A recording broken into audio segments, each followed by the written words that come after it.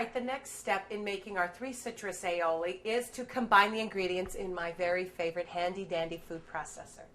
I'm going to take a dollop, about 2 good scoops or so, with a small spatula, and I'm going to do equal amounts plus a little bit extra because I like that aioli flavor of the mayonnaise. So about 3 or so scoops from a small little spatula.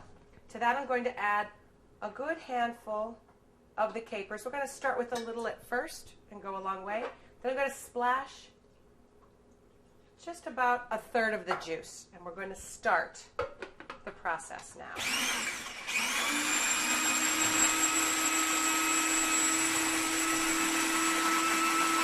As it blends, I'm adding in just a little more of the liquid to make sure it's a nice sauce. Now you can hear me better. And I want to check the consistency, because when you dip whatever you're going to be dipping, in our case our chicken skewers, you want to make sure that the sauce is thick enough so that it holds it. So I'm going to use my pinky. I'm just going to basically dip it in there and see that it is a little too runny.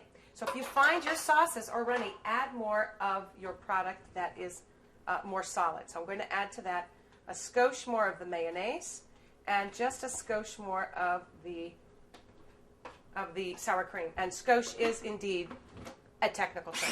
There we go. Okay, good. Just enough to mix it in. I'm going to try that same pinky in. Good. See how that just barely drips? That's more of the texture that I want.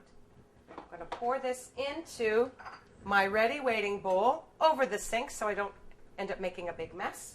And I'm going to serve it with my beautiful chicken skewers. Oops, and a big thumbprint. There we go. Chicken and 3 citrus caper aioli. I'm going to taste it. Really delicious. I hope you enjoy making this as much as I enjoy eating it. Manja.